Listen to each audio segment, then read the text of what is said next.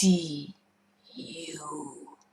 J'aimerais donner la parole à MC Jean Gabin, rappeur et ancien repris de justice. Vous avez commis de nombreux braquages et purgé de longues années de prison. Vous l'avez raconté dans vos disques, mais aussi dans votre livre Sur la tombe de ma mère, ce qui est sorti il y a quelques mois. Alors, est-ce que vous avez vécu, vous, la prison que vous avez vécu jeune, hein, 18 mois et quelques, vous avez fait votre premier séjour. Est-ce que vous l'avez vécu comme criminogène? Est-ce que vous et est-ce que vous comprenez? Est-ce que vous êtes sensible au désir de Christiane Taubira aujourd'hui d'éviter, si possible, la prison aux primo-délinquants? Ouais, je pense que la première des choses, c'est, comme on disait, comme j'ai entendu tout à l'heure, c'est les gens qui ont 2, 3, 4 mois, vous allez les mettre en prison avec d'autres gus qui m'est arrivé à moi, c'est-à-dire me retrouver avec des gus qui sont là pour braco. Donc la seule chose que vous allez faire, déjà, vous êtes énervé d'y être pour une peine où vous aurez pu, parce que moi j'avais pas, comment dirais-je, certificat de je sais quoi, de maison, etc., etc. J'habite chez mes parents, donc comment je vais faire? Ou je sors de la DAS, donc voilà. Il faut justifier des choses que vous ne pouvez pas justifier. Donc il y a un moment où on vous met en prison, mais la seule chose que vous pensez, c'est j'y suis pourquoi, au fait? Voilà, et alors que c'est la première fois, c'est pas comme si j'ai canné quelqu'un ou si j'ai violé quelqu'un ou quoi que ce soit. J'ai chouré dans un magasin, ou voilà. Il y a un moment, il y a peut-être une deuxième chance. Si la deuxième chance, vous la filez pas, la personne qui est à l'intérieur, pensez bien une chose. Elle rumine. Elle rumine. Et la seule chose qu'elle a dans sa tête, c'est une vengeance, c'est pas autre chose. Et c'est la vengeance envers la société. Parce qu'il faut comprendre la peine. La peine, faut la comprendre. Si vous comprenez pas la peine, il y a un moment, la récidive, elle est rapide. Hein. Si elle vous semble illégitime, la sanction. Il y a beaucoup de peines de mecs qui vont en prison pour la première fois. Je parle pas d'un mec qui a canné quelqu'un ou etc. Je parle juste d'un mec qui va chourer dans un magasin, etc., etc. Il y a un moment, vous entendez des trucs. Moi, je suis tombé. Bon, j'ai pris un cran d'arrêt. Un cran d'arrêt, j'ai pris 4 mois. 4 mois pour un cran d'arrêt. À un moment où vous regardez, vous n'êtes pas servi du cran d'arrêt. Vous n'êtes pas servi du cran d'arrêt. Et en plus, il y a encore une chose. Si vous y allez une fois en prison, mais la deuxième fois, vous pouvez raconter ce que vous voulez. Le corbac qui est en face, du moins le procureur, il s'en fout. Il s'en tape. Pour lui, vous êtes déjà un délinquant, mais récidiviste. Et vous pouvez parler toute la semaine, ça change rien. Donc vous vous retrouvez une deuxième fois en calèche, et là, qu'est-ce qui se passe? C'est fini. Oubliez l'extérieur, le job qu'on va vous donner, les travaux qu'on va vous donner, sont des travaux entre guillemets. Non, c'est des travaux de merde.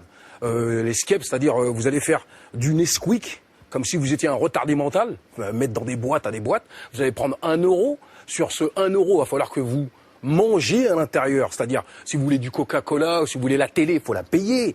Il y a un moment, ça va pas jusqu'au bout. Hein. Après, il faut penser que faut aller à l'extérieur. J'ai pas dit qu'il faut payer les gens comme... Mais il y a un moment, il y a la dignité. Si vous sortez dehors avec pas une thune, vous faites quoi? La même chose que vous avez faite avant de rentrer à l'intérieur. En permission. En permission ou voilà. Sortie définitive. Sortie définitive. Voilà. Vous avez entendu vos 3-4 mois. Voilà. J'ai dit bon, je les attends. Ben voilà, c'est tout. Le pécule moyen quand on sort est grotesque. Misérable. Il est misérable. C'est misérable. La réalité des choses, c'est celle-là. C'est même si on va vous donner une couverture sociale entre guillemets en prison, si vous avez mal au chicot, ça prend 6 mois. Hein. Ça prend 6 mois, voilà. Donc les couvertures sociales, etc. C'est bien joli, mais bon, en vérité, il n'y a pas grand-chose. Vous avez mal aux dents, vous prenez un Aspro, et après vous démerdez. Ça attend le lendemain, et le lendemain faut écrire déjà, mais vous avez mal au chicot. Il faut toujours penser à la même chose. Et on va vous redonner encore les mêmes cachetons. Donc voilà, j'ai entendu tout un tas de belles choses là tout à l'heure. Moi j'adore comment vous parlez, hein. Je le disais tout à l'heure, je peux rien dire contre vous. Mais le problème c'est que la réalité c'est pas toutes ces belles paroles. La réalité c'est, voilà, je veux bien croire qu'ils ont fait 2-3 progrès. Mais bon, entre 1985 et 2013, de ce que j'entends, de ce que je vois, ça n'a pas changé il n'y a pas grand-chose qui a changé. Alors pardon, hein, je dois dire que quand même, nous avons ouvert des unités sanitaires, nous en avons équipé, pas dans tous les établissements, mais nous en avons équipé. Nous avons ouvert des unités de vie familiale, nous avons ouvert des parloirs familiaux. On a déjà doublé, maître. On a déjà Non, j'ai pas doublé. dit que- ouais. Et d'ici à fin 2014, lorsque nous sommes arrivés, il y en avait dans 19 établissements. Nous sommes déjà à 61. Et d'ici à 2014, nous serons à 135. Alors moi, je veux bien que rien ne vaille. Mais à ce moment-là aussi, on ne fait rien du tout. On ne fait rien du tout. En bureau d'aide aux victimes, par exemple, en un an, nous en ouvrons 100. C'est-à-dire, j'en ouvre dans tous les tribunaux de grande instance. Dans tous. Il a fallu 3 ans sous l'ancien quinquennat pour en ouvrir 50. Alors moi, je veux bien que ça ne vaille rien du tout. Lorsque on a 19 établissements avec des parloirs familiaux ou des unités de vie familiale, qu'en un an à peine, il y en a dans 65 établissements, et qu'en un an de plus, il y en aura dans 135, bon, voilà, moi, je veux bien que ça ne vaille rien. Bon, nous mettons des unités, voilà. Bon, bref. J'ai une question que je voulais poser à MC Jean Gabin. Si au lieu de vous être retrouvé en prison pendant 4 mois parce que vous aviez un cran d'arrêt, vous aviez eu une peine alternative, est-ce que vous auriez eu un sentiment d'impunité? C'est ce que disent les ennemis de la probation, les ennemis des peines alternatives. Ils se disent, ça va créer un sentiment d'impunité chez les délinquants. Non, je vais vous dire un truc, c'est... Voilà, quand je suis arrivé au tribunal, on m'a demandé si j'avais un job. J'ai dit ouais, c'est les TUC là, RATP Junior. On m'a dit que ce n'était pas un job. C'est là que j'ai commencé à me dire, mais attendez, c'est là que justement j'ai dit attendez, c'est là qu'on se marre. J'ai dit si c'est pas un job, je fais quoi là-dedans? On m'a dit qu'est-ce que vous voulez faire plus tard? J'ai dit boxeur professionnel. On va vous filer 4 mois pour pouvoir vous entraîner. Et c'est là que j'ai commencé à comprendre. J'ai dit, non seulement vous foutez de ma gueule, puisque j'ai un contrat, j'ai un gilet vert qui sert à rien, de toute façon.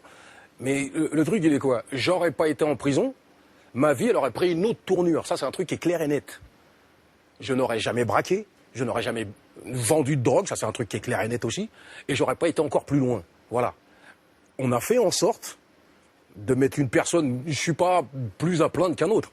C'est qu'à un moment, moi, je sortais de la DAS. Après, je sortais justement des CTE, des centres techniques éducatifs.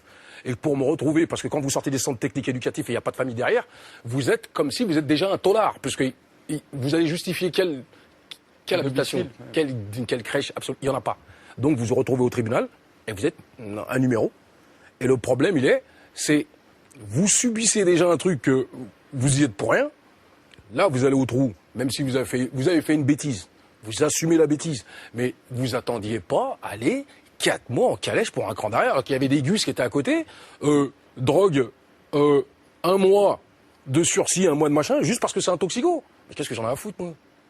Moi, je suis venu pour un truc qui était fermé. Donc, à un moment, on dit, ouais, l'impunité, c'est quoi? Et à un moment, c'est bon, pas vu, pas pris. Il y a qu'à regarder le gouvernement, c'est ça l'impunité. C'est vraiment ça l'impunité, pas vu, pas pris. Mais nous, on est pris.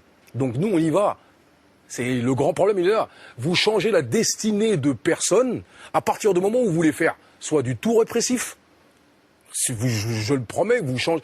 Je peux vous trouver 400 cas là, je vous les ramène tout à l'heure, c'est pas un problème. Vous changez la vie de Gus en prenant des décisions qui sont pas très malignes.